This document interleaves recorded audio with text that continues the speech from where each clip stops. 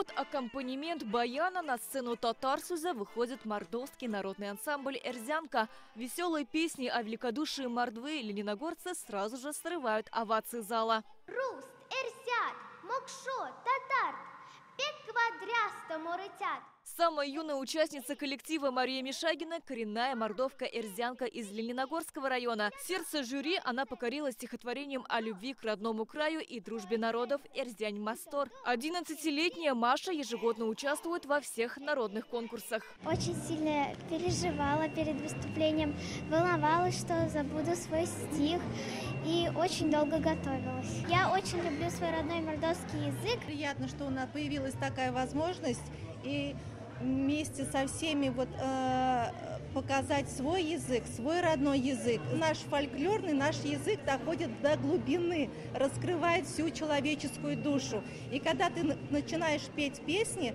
всю душу, все сердце вкладываешь в эти песни. Мне кажется, из-за этого они так шикарно и звучат. Родной марийский бережно хранит 16-летний Антон Алексеев из Моркинского района Марий Эл. Для конкурса Татарсуза юноша выбрал отрывок из рассказа марийского писателя Якова Майорова Шкетана «Мечон уке ачажат» – произведение о тяжелой жизни сироты Мечу.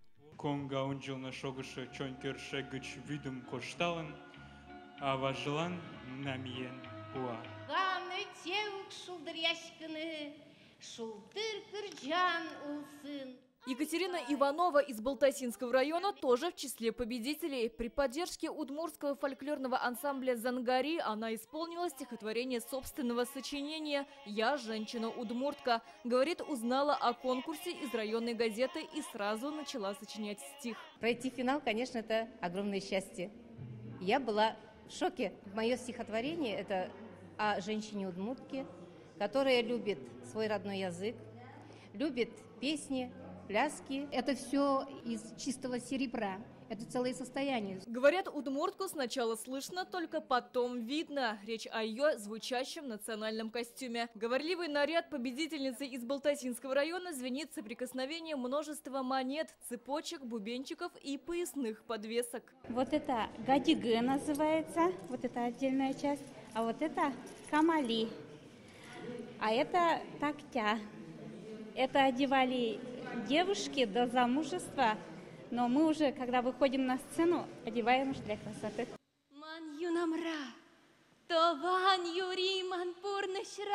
Родной язык популяризирует и юная Анастасия Андреева из Буинского района. После песни «Говорите на чувашском» она мастерски исполнила стихотворение «Янра Чаваш Юри». Представлять чуваш в таком большом конкурсе – честь, говорит Настя. В данный момент у нас много народностей, и их языки очень много пропадают. То есть на нем начинают мало разговаривать, мало понимать.